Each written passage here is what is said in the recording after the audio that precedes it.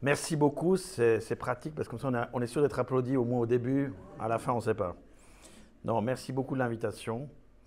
Et effectivement, les circonstances d'agenda font que je viens ce soir, jeudi 8 décembre, alors qu'on a annoncé ce matin un accord très important pour l'avenir de la culture à Genève. Je disais en rigolant à Enza qu'on a tout organisé les négociations pour terminer aujourd'hui. Non, ce n'est pas tout à fait vrai, mais c'est un heureux concours de circonstances. Donc effectivement, je viens ce soir avec plaisir pour faire un tour d'horizon des enjeux, à la fois des atouts, des défis, des enjeux de la politique culturelle à Genève. Je ferai aussi un petit détour par le numérique. J'ai effectivement la chance d'être à ce poste depuis 2011. Donc ça fait ma 12e année de fonction. Et c'est passionnant, il y a beaucoup de choses qui ont évolué en ce temps-là, plutôt dans le bon sens globalement, et les défis restent évidemment passionnants. Alors je commence par cet accord parce que, même si ça peut paraître abstrait, c'est assez fondamental. Ce qui s'est passé ce matin, enfin l'annonce qu'on a faite ce matin, qui résulte de 6 mois de négociations extrêmement intenses. Parce qu'il faut se rappeler, ça paraît banal à dire, mais le territoire genevois est un petit territoire. Je veux dire, en comparaison d'autres cantons, on est très peuplé, on a un nombre d'activités, de facteurs, d'atouts, de défis énormes, mais c'est un petit territoire. Et dans ce petit territoire, il y a le canton, et puis il y a 45 communes genevoises. Souvent en Suisse alémanique, à Berne ou ailleurs, on me dit « Ah, mais pourquoi vous ne faites pas comme Bâle-Ville ?» où ils ont fusionné les communes avec le canton, mais c'était 3 communes. Et il n'y a pas vraiment de campagne à Bâle-Ville. En fait, la campagne de Bâle-Ville, c'est Bâle-Campagne, c'est un autre demi-canton. Genève, on est juste trop petit pour faire comme Bâle-Ville, trop grand, pardon, mais trop petit pour faire comme divisé en 2 demi-cantons. On est beaucoup plus petit que le territoire vaudois. Et donc, si vous passez l'image, il y a beaucoup de cuisiniers et de cuisinières autour de la même soupe. Et donc, ça complexifie les choses. Je pense que globalement, les gens sont de bonne volonté, de bonne foi, bien sûr. Mais voilà, il y a une situation assez particulière. Et donc, le but, c'est d'essayer d'harmoniser la recette, si on parle toujours de cuisine, notamment autour de la culture à Genève, j'y reviendrai, qui est extrêmement riche, variée et talentueuse. Et il est vrai que pour des raisons historiques, la ville de Genève, et ça date du 19e siècle, donc c'est ancien, porte le gros de l'effort en matière culturelle à Genève. Déjà au niveau budgétaire, ça explique ce pourcentage faramineux, où on a plus que 20% du budget municipal dévolu à la culture. C'est pas qu'on en fait beaucoup plus pour nos habitants que d'autres villes suisses ou européennes, c'est qu'en fait on porte quasiment seul quasiment toutes les grandes maisons, comme j'appelle ça, c'est l'opéra, les musées, etc., qui eux, évidemment, ont un public qui dépasse très largement les limites de la ville de Genève. On peut faire n'importe quelle statistique dans n'importe quel musée, opéra, c'est aussi valable pour les centres sportifs d'ailleurs, moins de 40% du public en moyenne habite la ville de Genève. Donc voilà, on porte ça, à la fois on en est très fiers, enfin c'est une belle mission de faire tout ça, mais ça fait un déséquilibre parce que par ricochet, le canton de Genève est quasiment le seul canton urbain de Suisse qui fait très peu dans la culture. Si on compare avec le canton de Vaud, le canton de Zurich.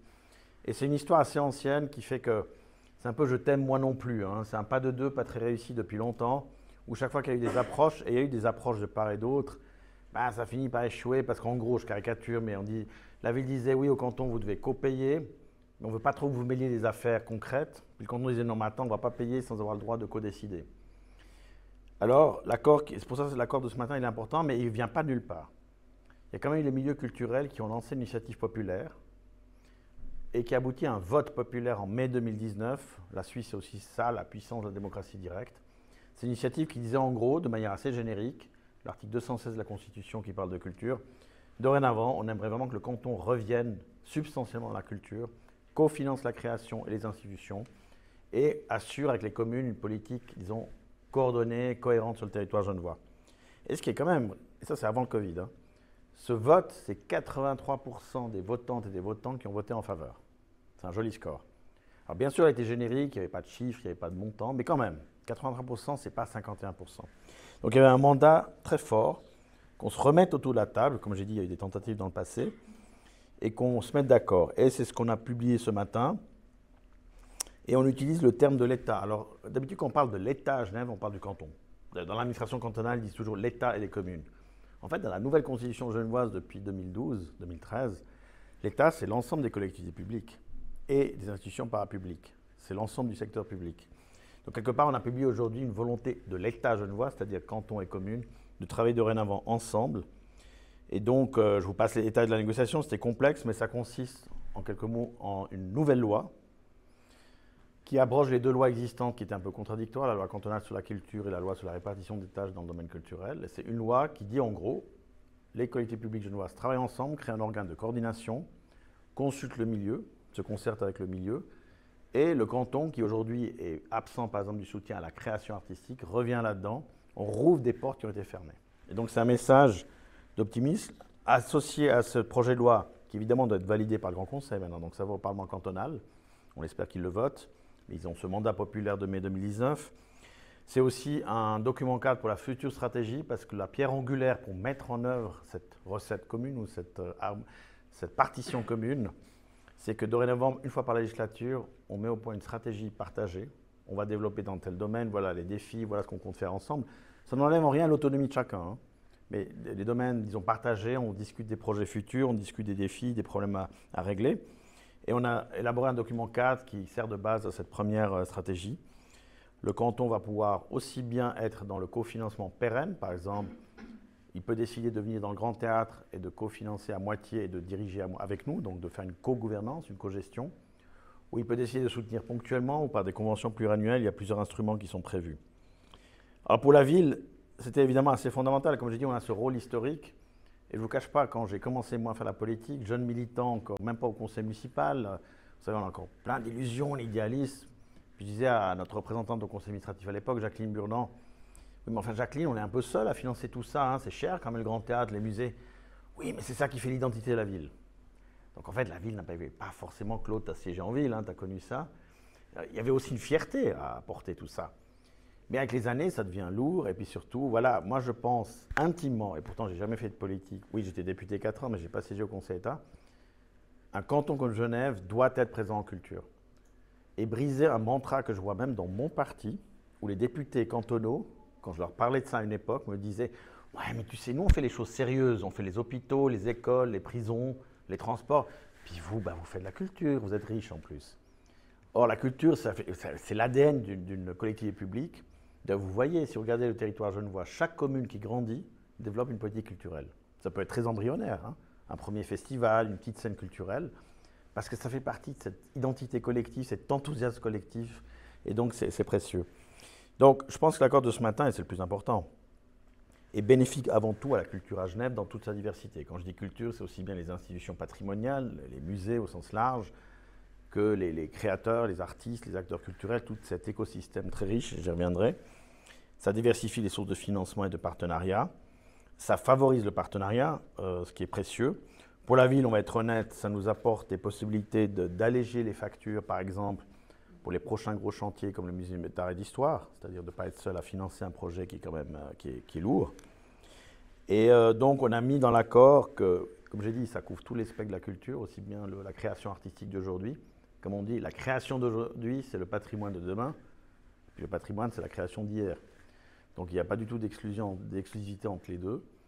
Mais effectivement, dans les institutions majeures qui sont en jeu, il y en a 3 qui vont connaître des chantiers au sens chantier, hein, rénovation, restauration, agrandissement, qui sont incontournables et qui sont majeurs. C'est dans l'ordre chronologique, ce sera le Grand Théâtre pour sa machinerie, la Bibliothèque de Genève qui est dans un état calamiteux, qui est tout notre patrimoine imprimé, hein, on remonte à Calvin, on remonte à Rousseau, à Calvin et même au XIIe siècle, et puis le musée d'art et d'histoire. Donc là, c'est en particulier ces 3-là, mais il peut y en avoir d'autres. Le canton a déjà été présent, ils ont co-construit avec nous la Comédie, à la Gare des Eaux Vives. Ils avaient à l'époque soutenu le musée d'ethnographie, qui est une grande réussite, à Karl Vogt. Ils avaient soutenu le théâtre de Carouge, hein, pour la ville de Carouge, il n'y a pas que la ville de Genève. Et ils s'apprêtent à soutenir la construction, enfin l'aménagement du musée de la bande dessinée au Grand Saconnet. Donc il n'y a pas que la ville de Genève, hein, il y a d'autres villes. Vernier planifie un centre culturel. Et je trouve ça simple parce que Vernier, je ne sais pas si vous vous rendez compte, Vernier atteint 38 000 habitants. Je crois que c'est la 5e ville de Suisse romande en taille. On en parle très peu parce que ce n'est pas un chef-lieu. Ce n'est pas la capitale d'un canton. Et Vernier dépasse Yverdon, Sion, Neuchâtel. Donc ils aient aussi des ambitions culturelles. Après, à voir si le canton participe ou pas. Une autre chose qui est claire, à partir du moment où il y a cofinancement, il y a co-gouvernance. Je dis ça parce qu'il y avait justement ce petit jeu, je veux ton argent mais je ne te laisse pas rentrer dans la maison et vice-versa. Donc ça suppose des transformations. Typiquement, la fondation qui gère le Grand Théâtre s'ouvrirait à des sièges pour le canton. Le musée d'art et d'histoire pourrait devenir une fondation de droit public, donc il y a encore du travail. Là, on a posé le cadre, on a posé les principes. Je pense que globalement, c'est une bonne nouvelle. Ça permet de tourner la page de la loi sur la répartition des tâches qui au départ était une loi tout à fait raisonnable, qui disait en gros qu'il fallait clarifier à Genève qui fait quoi. Mais la loi cadre disait aussi bien qu'on peut travailler ensemble ou bien qu'on se répartit. C'est la nouvelle constitution qui a impliqué ça. Malheureusement, pour la politique culturelle, la dominante, surtout, je dois dire à l'époque au Grand Conseil, au canton, c'était que tout à coup, ils avaient un trip où la culture, il y a trop ensemble et il faut mieux séparer, enfin, chacun chez soi et tout le monde est heureux. Or, même la loi fédérale sur la culture parle de partenariat. La culture, fondamentalement, c'est du partenariat, c'est la collaboration. Mais à l'époque, la LRT, la loi d'application des répartitions des tâches sur la culture, c'est tellement strict que la loi contient une liste nominale d'acteurs culturels, de festivals, de théâtres, de scènes, où c'est dit, ça c'est la ville ou les communes ou le canton. Du coup, vous n'avez plus le droit d'aller chez l'autre, hein, vraiment. Donc c'était absurde. Ça, on corrige avec ce nouveau projet. Donc là, pour terminer cette partie-là de mon intervention, on l'a annoncé ce matin, on a signé à 6. C'est important parce que ce n'était pas juste les magistrats en charge de la culture, M. Apotello au canton et moi et les collègues des communes, mais c'est aussi les magistrats en charge des finances, c'est pas anodin. Donc il y avait Mme Nathalie Fontanet pour le Conseil d'État qui a co-signé, M. Gomez pour la ville de Genève et M. Gilbert von Lanten de Bernay pour l'Association des communes genevoises et Stéphanie Lamarre. Et on a aussi envisagé, je ne veux pas être trop technique, sinon vous n'allez plus me suivre, mais comme la ville risque de transférer une partie des budgets actuels qu'elle met pour le Grand Théâtre ou le Musée d'Histoire, par exemple, ça veut dire que le canton aura plus de charges et la ville moins, et on ajustera la fiscalité derrière. Et la bonne nouvelle pour la ville, c'est qu'aujourd'hui, comme je disais, on est seul à porter, presque seul, tout ça. On a calculé dans le passé ce qu'on appelle les charges de ville-centre. Les charges de ville-centre, c'est des dépenses qu'on fait nous, villes, mais qui bénéficient à d'autres communiers ou communières. Donc, je disais les publics, hein, moins de la moitié des publics sont municipaux. Et ça se calcule selon des méthodes standards. On tient compte aussi des apports, la péréquation, on tient compte, et net, pour donner une idée, plus que 10%, 15% du budget de la ville de Genève bénéficie à d'autres communiers que nous. C'est aussi le cas du sport, hein, les centres sportifs des Vernets, etc. Donc la nature des villes-centres d'avoir ce rôle, mais dans les autres cantons, il y a des mécanismes d'équilibrage qui manquent à Genève. Donc si le canton prend une partie des choses et ajuste les impôts dans ce sens-là, ben, évidemment, ça diminue ses charges quelque peu excessives. Du coup, pour arriver alors à une autre dimension que je défends depuis que je suis en charge, ça a été évoqué par Mme Froidevaux, la culture n'est pas immédiatement rentable, ça c'est un fait. Mais c'est une vraie branche économique. Et j'étais convaincu lorsque j'ai vu les collègues de Zurich, de la ville de Zurich et du canton de Zurich, qui ont fait une analyse du poids économique de la culture. Et on a mandaté avec le canton à l'époque une étude qui est sortie en 2017, c'est la Haute École de Gestion qui l'a faite, professeur Ramirez, qui l'a fait de manière très, comment dire, il a choisi la méthode reconnue en Europe, de manière très prudente et conservatrice. Quand on dit économie culturelle et créative, c'est au sens large. C'est-à-dire vous incluez aussi des métiers comme le design, l'architecture, beaucoup de métiers du numérique. En fait, les métiers où il y a un acte créatif. Et il y a des définitions à ce sujet, donc pourquoi être comparable à d'autres collectifs publics en Suisse et en Europe. Et ça a donné quelque chose qui a un peu bluffé au début. C'est qu'en fait, on a, à l'époque, ça a encore évolué depuis, presque 28 000 emplois. C'est pas rien. Plus de 8 200 entreprises, alors essentiellement petites et micro-entreprises, hein, aussi beaucoup d'indépendants, et une valeur ajoutée économique de plus de 4 milliards de francs. Pour vous donner une idée, les subventions publiques à la culture sur le territoire genevois, donc canton, ville, commune, etc., confédération, il n'y a pas beaucoup, mais il y en a un peu, on n'est même pas à 400 millions, donc même pas un dixième de ça. Donc c'est une vraie branche économique, très particulière parce qu'elle est, comme j'ai dit, beaucoup de petites entreprises ou d'indépendants, très diversifiées, mais qui amène énormément à la collectivité, d'abord sur le plan économique, c'est une diversification du tissu économique, c'est une opportunité pour les jeunes, ça amène aussi beaucoup à ce que j'appellerais la vie urbaine, le côté animation, le côté lien, et donc c'est une branche qui mérite d'être soutenue. Alors à l'époque, beaucoup de gens, c'était nouveau, quand on a osé dire que c'est la deuxième branche économique du canton, vous imaginez les réactions. Genre, attendez, là, vous parlez chinois, là, c'est pas possible. On pense évidemment à la finance, on pense au négoce, on pense à l'immobilier, on pense à l'horlogerie. Eh bien non. Depuis, on a fait ensuite un colloque avec la Banque cantonale et la Chambre de commerce qui ont validé les constats.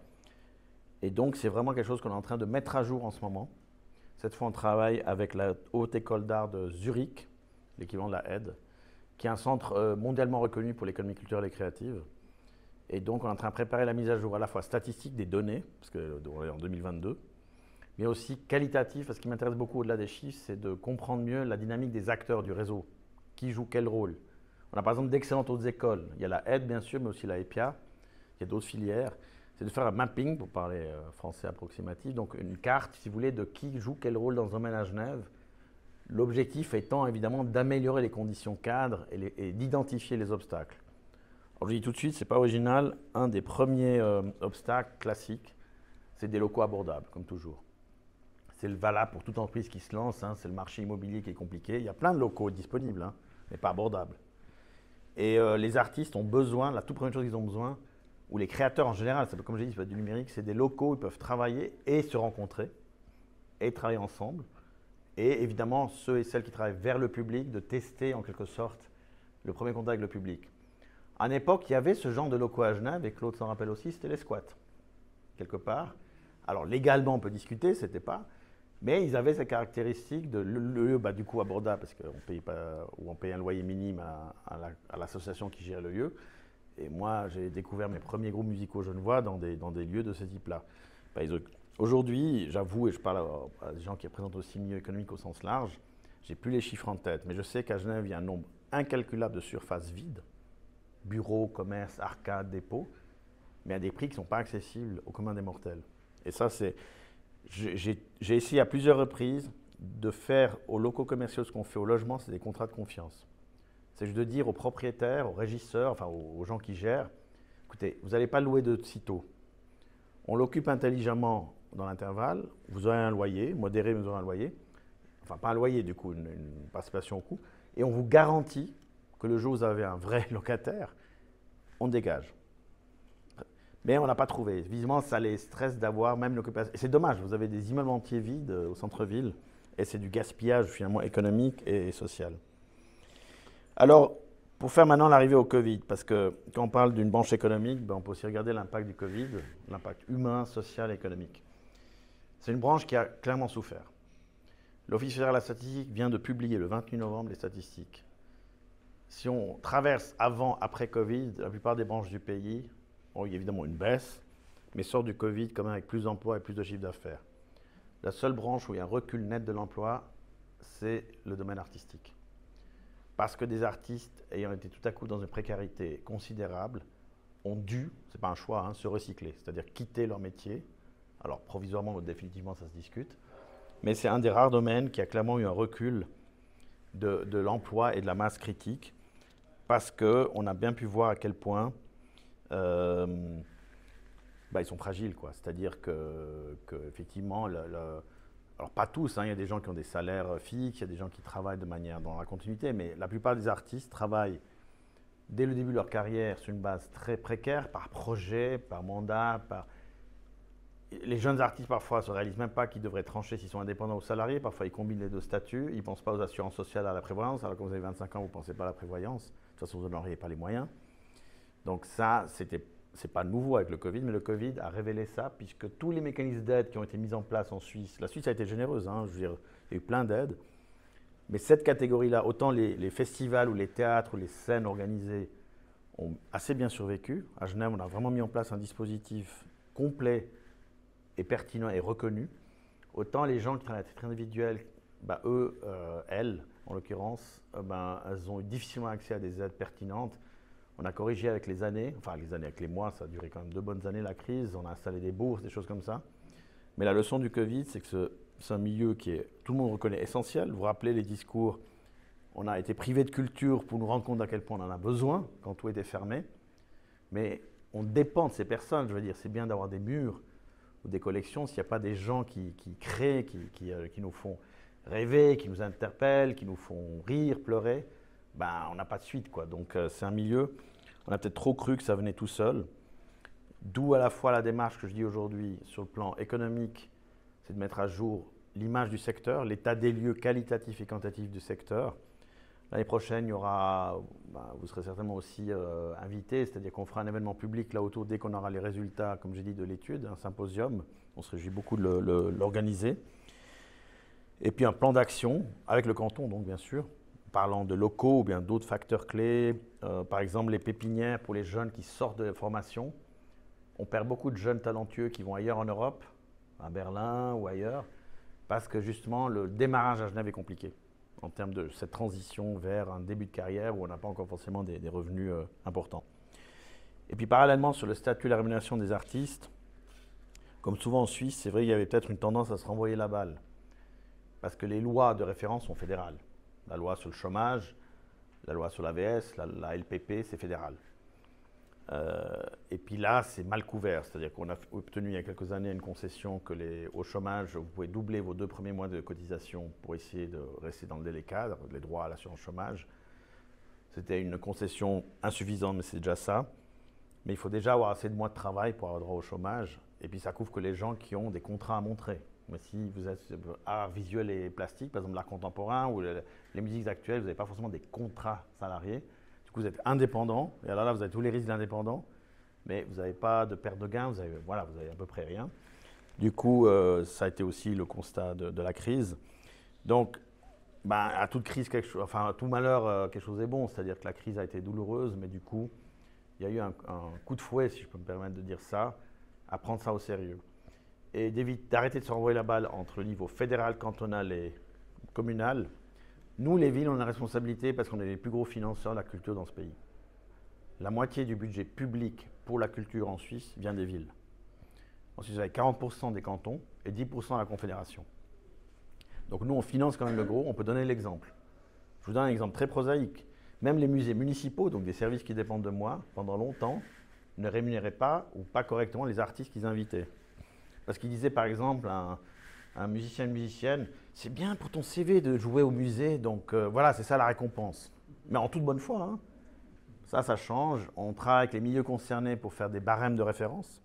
Même chose pour les arts visuels et plastiques. Ensuite, d'inciter nos entités subventionnées à faire la même chose. Donc peu à peu aussi d'instaurer une pratique de cotisation, tout ce qui est charges sociales, prévoyance et ainsi de suite. Le canton a un rôle clé à jouer parce qu'il est aussi financeur d'une part, mais d'autre part, ce qu'il reconnaît maintenant, enfin, le département de l'économie s'est réveillé. Si vous êtes artiste et que vous allez à l'office de l'emploi, vous risquez encore aujourd'hui de tomber sur un placeur ou une placeuse qui vous dit « Non mais enfin, quel est votre vrai métier ?» Puis moi, artiste, oui, enfin voilà quoi, c'est pas un métier quoi. Donc il vous propose de vous recycler. J'ai des artistes à qui on a dit, je sais pas, en attendant, vous faites du placement au théâtre, placer les gens. Il n'y a pas de sous-métier. Hein. Pour dire qu'il y a aussi une posture. Et si vous tentez votre chance comme indépendant, bonne chance à l'Office cantonal des assurances sociales, hein, là où vous devez avoir votre reconnaissance d'indépendant. Vous avez beau produire les preuves que vous avez travaillé pour plusieurs projets, enfin plus, ils ne le prennent pas au sérieux. Donc ça, alors là, le canton a une prise directe. Évidemment, au niveau fédéral, c'est l'enjeu de la législation. C'est-à-dire de voir s'il faut ajuster certaines règles d'application de la LPP, la LAVS, etc. et la loi sur le chômage. Là, je ne vous cache pas que le défi est énorme. Pourquoi? Parce que tout le monde a compris à Berne que ce qu'on pose comme question par rapport aux artistes sont en fait des questions très, très d'actualité sur l'évolution du marché du travail en général. L'ubérisation du marché du travail, le travail sur appel, le travail sur les plateformes est un vrai sujet. La déstructuration des rapports de travail, ce qui fait qu'il y a une sorte d'inquiétude à Berne de comment aborder ça. Donc ils ont peur qu'en ouvrant une brèche sur les artistes, ça renforce la nécessité qui sera en soi salutaire, de trouver des solutions ou d'appliquer les règles, enfin bref, de s'occuper de cette question qui devient brûlante quand vous voyez les livreurs qui traversent les carrefours à vélo. Moi je suis à vélo en général, donc je les vois traverser comme des dingues les carrefours en diagonale en ayant le nez sur leur iPhone. Je dis mais ils vont se faire aplatir, et parce qu'ils sont en course après la prochaine commande. Donc là, il y a une vraie volonté. Nous, on a publié un rapport, la ville de Genève, qui fait juste un état des lieux, qui d'ailleurs, on a fait exprès un rapport accessible à tout un chacun, de 30 pages environ, qui explique vraiment ces enjeux de manière aussi pédagogique que possible. Il est sur notre site. Mais là, on a une vraie alliance avec le canton et les milieux par secteur pour avancer. Puis aussi au niveau de la Confédération, on commence enfin à avoir une ouverture aussi aux chambres fédérales. Mais pourquoi tout ça? On a une scène culturelle exceptionnelle à Genève. Et ce n'est pas juste de crâner de le dire. La plupart des villes ont une scène culturelle très riche. Hein. Je ne suis pas en train de dire que Zurich, Lausanne ou Berne, c'est pas bien, hein, ou les autres villes européennes.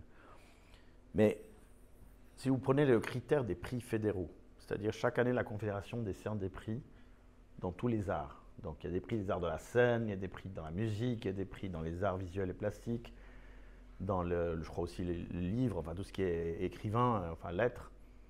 Et Genève cartonne. Bon, on a un exemple ce soir avec Béatrice Graff, qui l'a eu aussi bien à titre personnel, Béatrice, que collectivement avec l'AMR. Non, non, moi je suis pas membre du groupe l'AMR, Oui. je suis présidente de la Fédération genevoise de Oui, ça oui. communication. Mais tu as eu le prix fédéral à titre, toi, comme artiste. Oui, oui, comme artiste. Voilà. C'est un exemple parmi beaucoup. Donc, on cartonne en termes de prix fédéraux. Pro Helvetia, qui est donc une agence fédérale autonome de promotion de la culture, met au concours des conventions de subventionnement à des compagnies de danse ou de théâtre. Ben, la moitié des compagnies conventionnées en Suisse sont genevoises. La moitié. On a un chorégraphe comme Gilles Jobin qui a inventé la chorégraphie virtuelle, donc il fait des réalités virtuelles. Il cartonne sur la planète entière. Alors je suis très content d'avoir continué à le subventionner, même quand Pro Helvetia l'a lâché.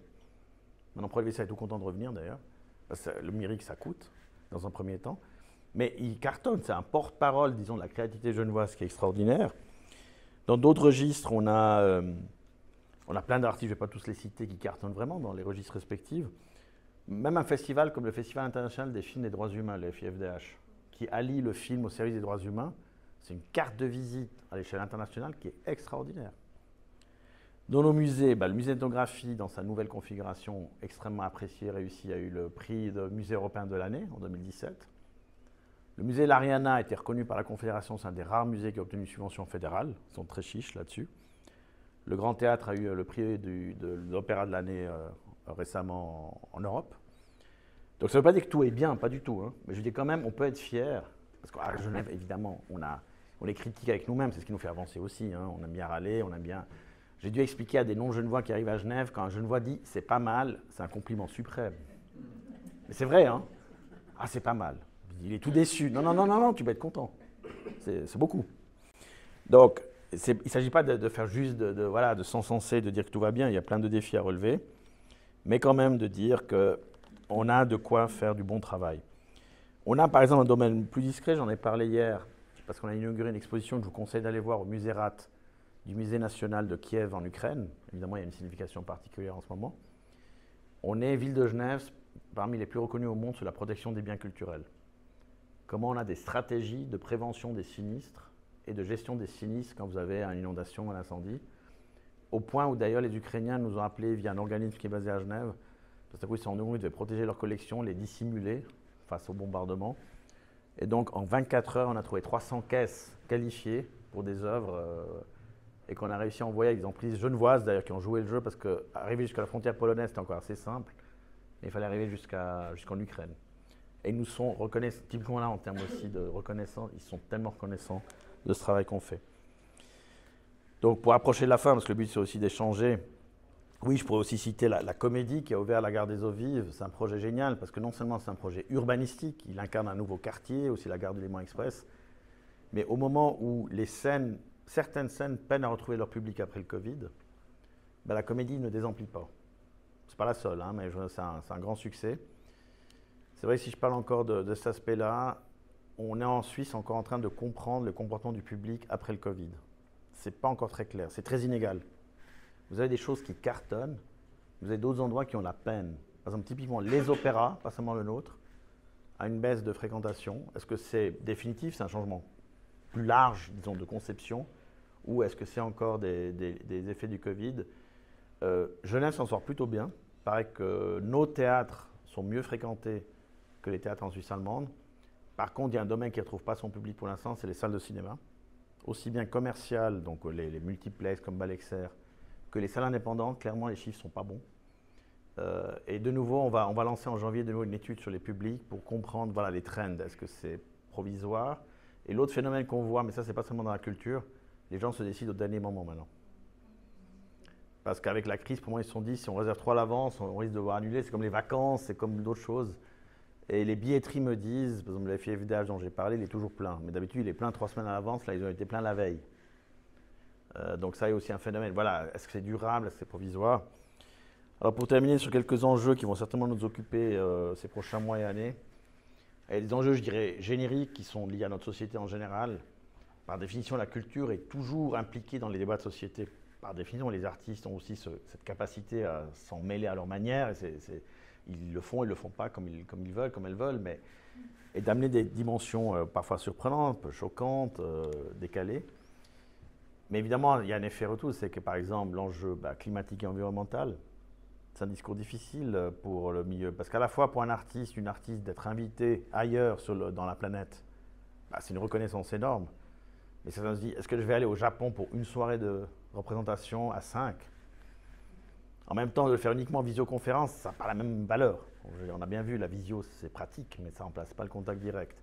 Donc il y a plein de questionnements, et moi je trouve très touchant que des théâtres de petite taille viennent vers moi en me disant comment on fait une empreinte carbone et comment on peut décarboner notre fonctionnement. En plus, leur empreinte carbone est minime comparée à des grandes industries ou à d'autres branches de la société. Mais évidemment, ils disent on ne peut pas nous en parler aux autres si on ne vous donne pas l'exemple. Donc au niveau du département, on a mis en place un programme où on apprend au fur et à mesure, dans nos musées, nos théâtres, comment on peut aborder ces questions, aussi bien sous l'angle climatique et empreinte carbone que de la biodiversité. On a des spécialistes, on essaie d'en profiter, puis de faire avec les milieux concernés une discussion là-dessus. Ensuite, il y a l'enjeu, la lutte contre les discriminations. On a cru longtemps que la culture, c'est sympa, tout le monde s'aime, tout le monde le fait bien et on se respecte. Ben non. Il y avait d'abord l'enjeu de l'égalité entre femmes et hommes. C'est clair que les postes de direction étaient longtemps quand même plutôt masculins, même si ensuite, dans les troupes, enfin dans les groupes, il y avait, ça c'est en train d'évoluer, heureusement. Ça se voit aussi dans les distinctions et les nominations. Il y a eu tout l'enjeu très douloureux, on a une conférence de presse là-dessus la semaine prochaine, des abus de pouvoir, des harcèlements. Il y a des compagnies de danse contemporaine, il y a eu des abus graves. Puis là aussi, c'est le MeToo version secteur subventionné. On aurait pu croire au début, en 2017, que ça touchait que l'industrie et que le business, Hollywood. Ben non, ça touche la plupart des structures collectives, malheureusement, c'est une réalité. Et donc, il faut vraiment créer une situation de plus jamais ça. Et puis après, il y a des enjeux, évidemment. J'ai parlé du statut des artistes, l'organisation économique et sociale du secteur et professionnel. Il y a la mise en œuvre de l'accord avec le canton et les communes qui va demander beaucoup de travail. Et puis il y a des projets concrets, je ne vais pas faire trop long là-dessus, mais le musée d'art et d'histoire qui est... Nos musées se portent très bien, mais c'est l'ami amiral de par sa taille. Et je trouve que le MH incarne parfaitement Genève dans ses collections, mais aussi ses contradictions. C'est-à-dire qu'à Genève, on aime bien prendre la tête sur beaucoup de choses. Le musée d'art et d'histoire l'incarne bien. On est parti pour un nouveau projet. On va poser le crédit d'études au conseil municipal en janvier, donc on aura l'occasion d'en reparler. On va essayer cette fois d'y arriver, contrairement au projet qui a échoué en 2016. Ça, c'est un des plus gros projets. Mais ce qui est bien, je vois dans les autres communes genevoises plein de projets. Par exemple, vous avez Bernay, Aunay et Confignon qui travaillent ensemble à leur politique culturelle. Ils ont créé une alliance qui s'appelle BOC, du coup, Bernay, Aunay et Confignon. C'est toujours sympa, voilà, c'est l'alliance BOC. Ils parlent avec l'ANSI, ça pourrait devenir Bloc. Et je trouve ça très bien parce que l'agglomération, c'est pas que la ville de Genève. Donc je trouve très bien, le Grand Saconnet a créé une scène théâtrale, plutôt dédiée à l'improvisation et au rire. Enfin, je trouve excellent que justement on diversifie, on offre vraiment à l'ensemble du public une offre culturelle riche et diversifiée. Et de décloisonner, moi s'il y a une chose qui a évolué en 10 ans, et je terminerai par ça, quand je suis arrivé, ça m'a frappé. Bon, moi je ne suis pas genevois d'origine, comme la plupart des genevois d'ailleurs. Bon, entre-temps, je le suis un peu quand même. Mais on est une petite ville, mais à quel point c'était cloisonné. Cloisonné à tous les niveaux, entre métiers, entre scènes, entre groupes. Et l'impression que chacun dit qu'il veut travailler avec tout le monde, mais en fait, surtout pas bouger. Là, il y a une vraie dynamique. Il y a une vraie dynamique. Quand je suis arrivé, les musées ne se parlaient quasiment pas. Là, il y a une conférence des musées publics et privés. Les directions des théâtres se sont alliées. Les compagnies de théâtre se sont alliées. Ça ne règle pas tout, mais ça fait des interlocuteurs. On peut négocier. La FGMC, dont parlait Béatrice Grave juste avant, ça ne règle pas tout, mais c'est pas bien du coup d'initier des discussions un peu plus suivies et structurées qu'on n'avait pas avant.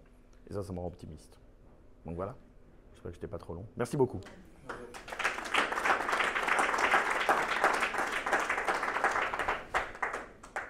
Peut-être encore quelques minutes sur la transition.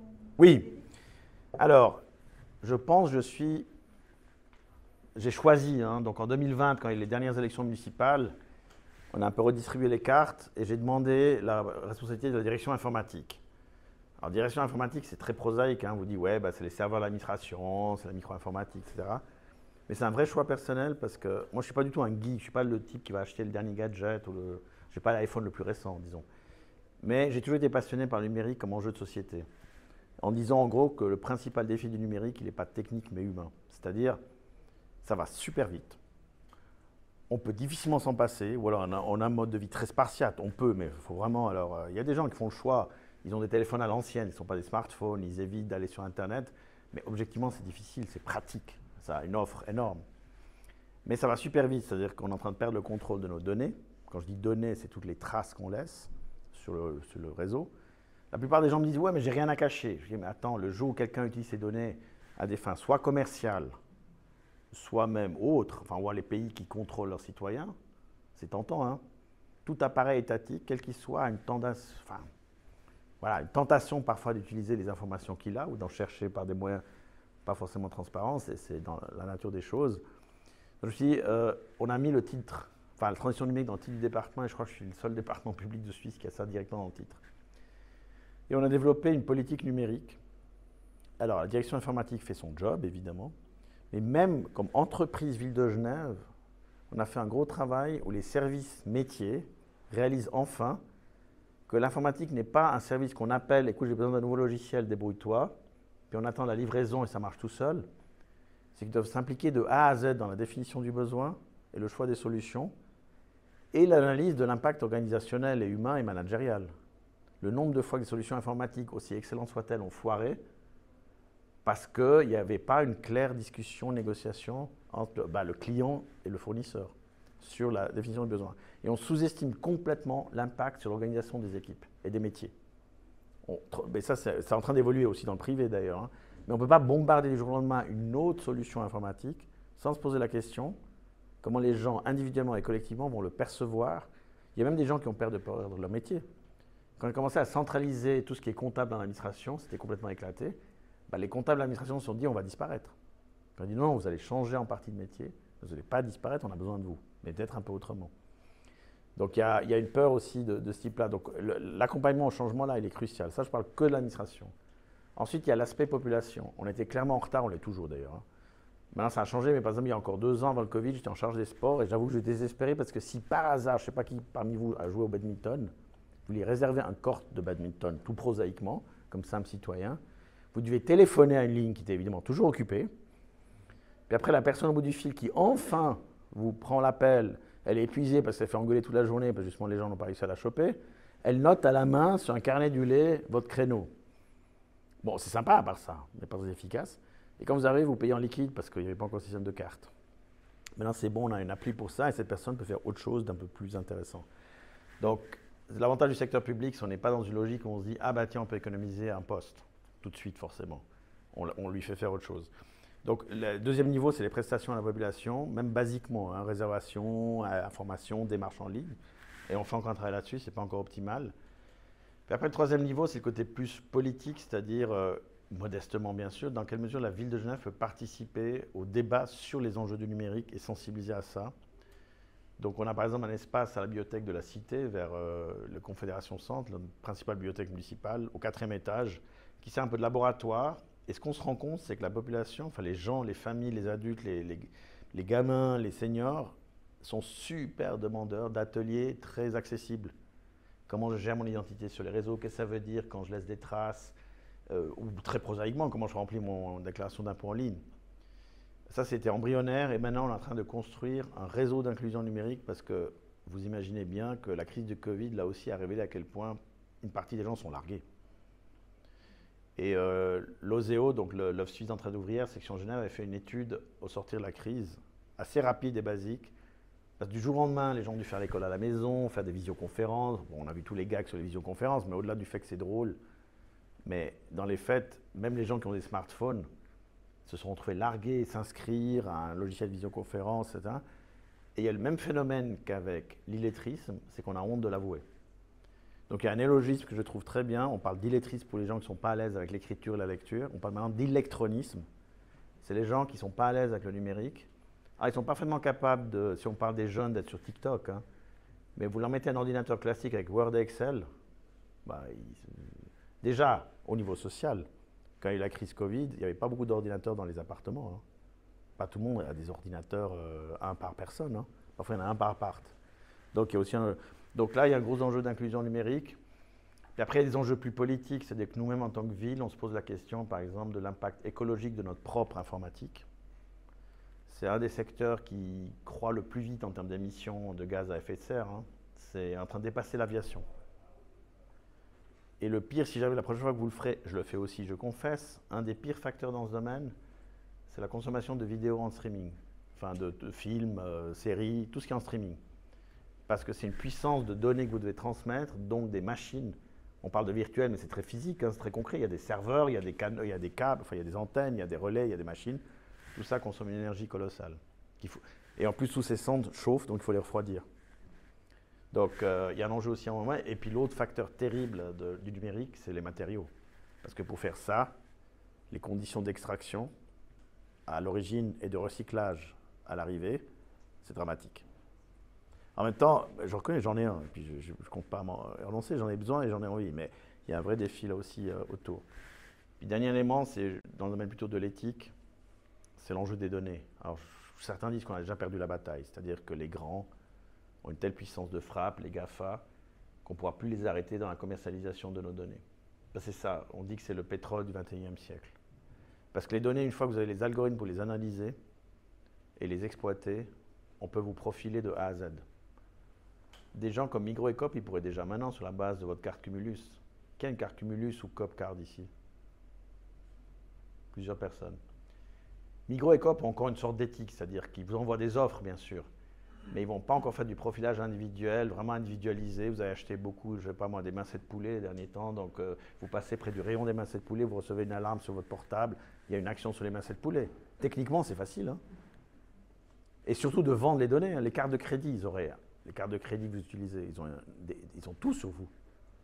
Donc ils pourraient vendre ça très très cher. Donc heureusement, il y a encore quelques... Mais là, il y a un vrai enjeu. Alors, ce n'est pas nous, Ville de Genève, qui allons évidemment tout seuls régler ça. Mais la Suisse est un pays très libéral qui réchine. Donc, ils ont enfin adopté une loi sur la protection des données au Parlement fédéral. Elle entre en vigueur que l'année prochaine, parce que l'Europe l'a fait. Et qu'on est obligé de suivre un petit peu. Que vous, par exemple, si vous... J'espère que vous ne le faites pas à court terme, on n'est pas encore pris en ville. Mais théoriquement, la ville devrait pouvoir vous répondre qu'est-ce qu'on a comme données sur vous. Où est-ce que vous êtes enregistré chez nous? Mais comme nos fichiers sont dispersés, on n'a pas encore une vision consolidée. Ce n'est pas qu'on ne veut pas vous le dire, mais je ne pense pas que si Enza Testaregui vient chez moi aujourd'hui me dit « mais en fait, tu as où des données sur moi ?» Je ne suis pas sûr que je pourrais lui répondre de manière fiable. Et ça, c'est un droit du citoyen. Donc c'est pour ça que le numérique, voilà, c'est passionnant. Et, donc, et puis dernière remarque là-dessus, j'ai failli oublier, on est Genève, donc Genève Internationale. Et là, il y a un potentiel que Genève se profile aussi comme un lieu où on fait avancer le droit international là-dessus. Alors, le droit est toujours derrière la réalité. Hein. Mais on aurait besoin, quelqu'un parlait, c'est le patron de Microsoft à l'époque, des conventions de Genève sur le numérique, c'est-à-dire des règles du jeu acceptées, aussi contre les abus. Vous avez vu les réseaux sociaux, je veux dire, toute la manipulation possible des élections. Il y a 2-3 reportages, enfin, il y a plein de reportages là-dessus sur comment ça a fonctionné au Brésil à l'époque, avec Bolsonaro. Là-bas, ce n'était pas Facebook, c'était WhatsApp. Vous savez comment ils ont fait? WhatsApp, à l'époque, vous pouviez faire des groupes, on a tous fait des groupes sur WhatsApp, j'imagine, jusqu'à 256 numéros. Donc, ils ont acheté illégalement des millions de numéros de portables, de numéros de téléphone portable des Brésiliens, illégalement. Et ils ont fait des groupes de 256 exponentiels. Donc, chaque numéro alimente 256 numéros qui, à son tour, chacun alimente 256 numéros. Donc, vous voyez, c'est exponentiel. Et ils envoyaient des messages négatifs sur les concurrents de Bolsonaro à des millions de Brésiliens. Alors la première fois, vous n'y croyez pas. Mais comme vous êtes martelés, et en l'occurrence, ils ont fait un seul message, que le principal candidat en face de Bolsonaro, celui qui succédait à Lula du côté des travaillistes, voulait imposer l'homosexualité à tous les jeunes Brésiliens et favoriser la pédophilie à l'école. Ils ont répété en boucle ce message sur WhatsApp pendant des mois. En face, ils ne savaient pas quoi faire. C'était d'une puissance folle, parce qu'à la fin, vous finissez par vous dire, il y a peut-être quelque chose. WhatsApp a changé certaines règles du jeu. Parce que Facebook, ils ne peuvent pas dire qu'ils ne connaissent pas leur contenu, mais WhatsApp, c'est crypté. Donc ils disent, ah ben nous hein. Mais le côté industriel, c'est-à-dire, voilà, comme j'ai dit. Donc voilà, il y a une telle puissance de frappe que c'est vite vulnérable. On est vite vulnérable face à ce genre de choses. On l'a vu aux États-Unis, on l'a vu dans plein de pays. Donc voilà, non, ce n'est pas moi et la ville qui vont régler ça. Mais si on peut contribuer aussi, il y a les réseaux de villes qui s'activent là autour, de au moins thématiser ça, d'essayer de conscientiser les gens, ce serait vraiment intéressant. Alors voilà.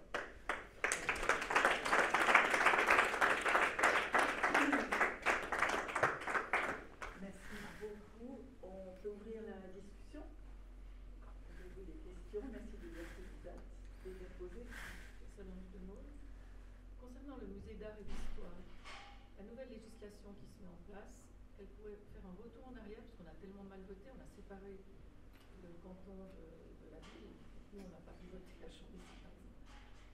Et ça nous a valu forcément un très mauvais résultat. qui a pénalisé la ville. Je trouve d'avoir un musée qui se dégrade comme ça. Est-ce qu'on pourrait retourner en arrière? Bon, en arrière, pas, dans le sens que, ma foi, ce projet a été refusé. Alors, je dois dire que les projets de musée, le hasard de l'histoire fait que 2 jours avant la votation, on sentait que ça partait mal. Je croise ma collègue cantonale vaudoise de l'époque, Anne-Catherine Lyon, conseillère d'État en charge de la culture et de l'instruction publique sur Vaud, au théâtre de Vidy, puis on sentait que ça partait mal. Puis elle m'a dit, t'inquiète Samy, ils avaient eu la même chose sur le Vaud. Il y a eu un projet au bord du lac qui a été refusé. Puis elle m'a dit, ce qui est passionnant avec les objets culturels, c'est pas comme l'assurance maladie et la fiscalité, ça devient très passionnel, parce que c'est l'identité collective. Donc ça a traversé les camps. Hein. Je veux dire, gauche-droite n'était pas du tout homogène.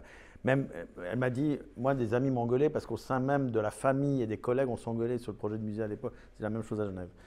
Donc, moi, j'ai hérité d'un projet où tout était ficelé, parce que la convention avec Jean-Claude Gandur était ficelée, non résiliable. Je trouvais ça extraordinaire, des choses comme ça. Elle avait des défauts, il a mis du temps à l'admettre. Et le projet nouvel était ficelé. On a essayé de l'améliorer, ça n'a pas suffi. Donc voilà. Après, il se trouve que c'est les contrées de la ville qui payent le musée, et c'est lui qui le gère. Donc c'est pour ça que c'est une votation municipale. Maintenant, on verra pour l'avenir. Le but surtout, c'est qu'indépendamment ville ou canton, qu'on ait un projet qui rassemble une large majorité. C'est ce qu'on essaie de faire maintenant, parce qu'on en a besoin. Le bâtiment va vraiment mal. Alors, les équipes font un travail admirable, mais il y a des prêteurs qui ne veulent plus rien prêter au musée d'art et d'histoire parce que les conditions de sécurité et climatiques ne sont plus adéquates. On n'a pas les espaces d'accueil polyvalents dont on aurait besoin aujourd'hui pour un musée de cette importance. Il y a des collections entières qu'on ne voit pas. J'ai reçu hier l'équipe qui organise le salon de la haute horlogerie. Hein. Mais quand leurs clients et leurs partenaires disent « Bon, le musée de l'horlogerie à Genève, il est où ?» Ben, à part Patek, qui est très bien, mais c'est un musée de marque. On n'a pas. Donc, j'espère qu'on arrive à fédérer une large alliance et puis on reviendra vers vous quand ce sera le moment. Ouais. Merci. Pour poursuivre un peu dans cette voie-là, ça veut dire qu'on pourrait relancer quelque chose sur la musique, qui a été refusée également, et faire voter un petit peu les différents partenaires de l'accord, c'est-à-dire plus large que la ville. Oui, alors, c'est vrai que la Cité de la musique a échoué de très peu. C'était un débat intéressant parce que je pense qu'on est toujours plus intelligent après coup. Hein, mais si les initiants avaient beaucoup plus vite compris qu'il fallait élargir à toutes les musiques à Genève qui sont très riches, bah, cette différence, elle aurait pas été, enfin, elle aurait été dans l'autre sens. Donc, effectivement, c'est vrai que pour la musique à Genève, on a des très beaux endroits, mais il manque une salle de cette taille. Et donc, ça, pour l'instant, ben voilà, il faut toujours un temps de digestion après une votation. Le canton, ben voilà, comme le canton revient dans la culture, il peut parfaitement prendre le lead d'un nouveau projet. C'est ça qui est intéressant. On sera plus seuls, nous, à le faire, quoi. Et je me réjouirais qu'il le fasse. Merci. D'autres questions? Ou remarques? Je Oui. vais poser une question, Viviane David. Pourquoi le projet de Jean-Claude Gandur avait-il été refusé? Il y avait une raison? Il y avait des raisons particulières à ça? Oui. Bah, vous savez, déjà, un référendum, c'est une addition de non. C'est-à-dire qu'il y a plusieurs raisons pour voter non. Elles n'ont même pas besoin d'être cohérentes entre elles. C'est normal, c'est la démocratie. Vous avez un socle de gens qui risquent de voter non de toute façon. Après, il y a ceux qui votent non parce qu'ils trouvent trop cher. Il y en a ceux qui... Et à l'époque, il y avait 2 facteurs clés. Un, la convention de Jean-Claude Gandur. Moi, j'ai bien travaillé avec lui. Il était sincèrement motivé que ses collections soient accessibles au public. Mon prédécesseur avait signé une convention qui lui donnait une influence dans le musée qui était considérée pour nos normes européennes comme énorme. Il co-gérait le musée. Chez les anglo-saxons, c'est un peu différent. Ils ont plus l'habitude des partenariats avec le privé. Mais j'ai plein de directeurs de musées qui m'ont dit « Jamais je prendrai le lead d'un musée où j'ai un privé qui impose son rythme de collection, qui décide des expositions et qui a ses bureaux dans le musée. » Et quand je suis allé vers lui dès le début, j'ai dit « Jean-Claude Gandur, on veut travailler avec vous, parce qu'il a vraiment des collections qui ont été magnifiques, mais ça ne va pas passer. » Et c'est intéressant ce qu'il m'a dit. Il m'a dit « Ouais, mais mon problème, c'est que si je mets mes collections et que je n'ai pas ça en échange, j'ai peur qu'on ne les montre jamais. » Et c'est vrai que le musée d'art et d'histoire a parfois accepté des donations, des dépôts, sans les valoriser. Donc je comprenais sa motivation, mais je l'ai prévenu, ça ne passerait pas. Donc ça, c'est un élément clé. Et l'autre élément clé, c'était le... Après, c'est une question de goût. Hein. Le projet Nouvelle, la ville avait choisi Nouvelle déjà en 98, 99, bien avant. Il était au fait de sa gloire. Puis quand on arrive en rotation, c'est le problème des rythmes genevois et suisses, c'est long, 2016. Ben, Nouvelle, à tort ou raison, était critiqué. Ben, voilà. Moi, le projet d'origine Nouvelle, je vous dis très franchement, avec la feuille de verre sur le bâtiment et ce restaurant panoramique, moi, je trouvais génial. Mais il y a un attachement qu'il faut accepter à la cour. Au-delà, bon, il y a des défenseurs du patrimoine qui ne voulaient pas une surélévation, ça c'est une chose, mais il y a surtout la cour. Bon, après ça, elle est géniale, hein, mais ils remplissaient la cour. L'avantage, c'est qu'il y avait presque un côté écologique, parce que du coup, c'était un projet très compact. les surfaces supplémentaires étaient dans le périmètre du bâtiment actuel. Ça, c'était rationnel. Mais on sait que la rationalité, ce n'est pas toujours le seul critère. Et donc, voilà, c'était les deux facteurs qui ont vraiment pesé. Il n'y a pas eu un échec énormissime, c'était 54%. C'est net, mais ce n'est pas non plus 70%. Quoi. Mais on s'est privé de tellement, j'ai encore dîné avec lui avant-hier soir, il achète plusieurs tableaux par semaine. Oui, non, mais il le dit lui-même. Ça me fait penser aux Français qui ont refusé la collection Gulbenkian, parce que justement, ils ne voulaient pas de privé. J'ai peut-être mal négocié. En fait, si j'avais une clause de résiliation, j'aurais résilié et renégocié, mais bizarrement, mon prédécesseur a signé une convention où lui pouvait résilier, mais pas nous. Bon. Donc, je n'avais aucun levier. Et j'ai essayé de le convaincre. Je ne suis pas le seul, hein, parce qu'il y a plein de gens. Et il a accepté un mois avant la votation. Bah, c'est trop tard. Je lui ai dit, il faut distinguer les 40 millions, dont il n'arrêtait pas de dire c'est un don sans condition, et l'accord sur les collections. Parce que là, ça donnait l'impression qu'il payait 40 millions pour qu'on s'occupe de ses collections de A à Z. Vu comme ça, ce n'était pas beaucoup 40 millions. Parce qu'il y avait quand même les frais d'accueil, les frais de... Et donc, en question, il avait négocié une exposition tous les 2 ans, des bureaux, des trucs, des machins, des conservateurs à lui dans le musée. Et donc, c'était facile de dire, ah non, mais attends, il s'achète en quelque sorte un droit sur le musée à un prix qui finalement n'est même pas si énorme dans la durée. Et ce n'était pas son intention, mais c'est comme ça que ça a été compris.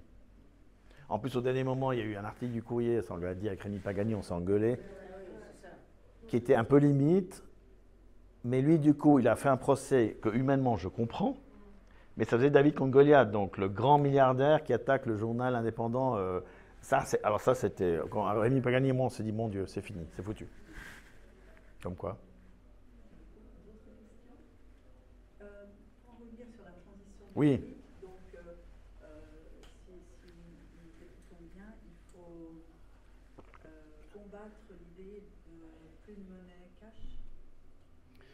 C'est une discussion compliquée parce que de manière générale, c'est comme si on dit, on a une discussion un peu parallèle, on numérise les prestations, mais il ne faut pas renoncer à des guichets physiques. Ou en tout cas, on a eu un atelier avec des spécialistes suisses, français, allemands. La France, ce n'est pas pour critiquer nos voisins, ils font des choses géniales, mais ils ont un peu ce côté où du jour au lendemain, ils ont voulu numériser toute l'administration, mais un peu du jour au lendemain. Donc, ni les services publics, les équipes étaient prêtes, ni le public. Et là, vous créez des frustrations et des colères. Donc, quoi que vous fassiez, il faut déjà que les gens puissent le digérer. Enfin, je veux dire, et puis, il faut laisser des portes ouvertes pour celles et ceux qui ne veulent pas. Par analogie, la Suisse reste un pays assez cash. Je crois que c'est aussi le cas de certains pays nordiques. Je sais que ça recule parce que depuis qu'elle est sans contact, honnêtement, c'est pratique. Mais supprimer complètement le cash, à court terme, ça ne me paraît pas très raisonnable. Non. Chez nos amis français, il y a pourtant une proposition de loi. Oui, je sais, mais disons, le problème, c'est que déjà aujourd'hui, avant de parler de numérique, obtenir une carte de débit ou de crédit, vous devez présenter des garanties. Enfin, vous n'avez pas comme ça une carte de crédit. Je ne dis pas que c'est super difficile, mais quand même. Si vous êtes insolvable, si vous êtes dans une situation de précarité, vous excluez beaucoup de gens. Hein, ou alors, soit à la ville devrait à ce moment délivrer des cartes supplétives pour des personnes qui n'ont pas droit. Disons, ce serait, aujourd'hui, en l'état actuel des choses, ce n'est pas raisonnable. Non, il y a Mastercard débit. Ouais. Juste avoir un compte en banque, Mastercard. Ouais, mais il faut un compte en banque. Il y a des gens qui n'ont pas de compte en banque. Hein. C'est ça le problème. Il n'y a pas besoin de garantie pour un compte en banque. Non, mais disons une banque, ça dépend. Enfin, un minimum, il faut un domicile, ça paraît belle, mais à Genève, vous savez, on est une ville très riche. Je vous rappelle qu'au Covid, il y avait 4000 personnes qui attendaient pendant des heures pour un sac alimentaire de 25 francs. Et personne n'a osé dire que c'est de l'abus parce que vous n'attendez pas 3 heures, 4 heures pour un sac qui vaut 25 francs. Hein, donc des pâtes, de l'huile, des conserves, si vous n'en avez pas besoin. Et on a découvert que là-dedans, il y a aussi bien des gens qui avaient des jobs précaires, qui ont fermé, dans la restauration, le service, mais aussi des gens qui, par exemple, une jeune mère avec 2 enfants et un bas salaire, qui s'est retrouvée au chômage technique, c'est 80% au lieu de 100%. Donc ces 20% sont cruciaux. En plus, il n'y avait plus le repas à l'école, parce que l'école était fermée, donc le repas de midi pour les gamins, qui est un repas solide, ça, il fallait le remplacer. Elle a dit, moi, ce sac me sauve. Donc pour dire que voilà, et aujourd'hui, ça a baissé après le Covid, heureusement, mais c'est reparti depuis cet été, les besoins en aide alimentaire d'urgence sont repartis à la hausse. Avec l'inflation, et même si notre inflation reste basse par rapport à nos voisins, hein, mais c'est quand même 3-4% et ça compte. Donc c'est pour ça qu'il ne faut pas que le numérique, idéalement, exclue encore plus que ce qu'il y a déjà comme facteur d'exclusion. D'autres questions ?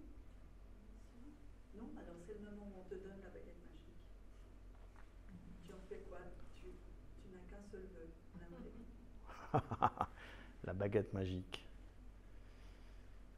Qu'on soit fier de notre culture parce qu'il y a de quoi faire. Qu'on se rende compte qu'on a vraiment des talents et des artistes exceptionnels.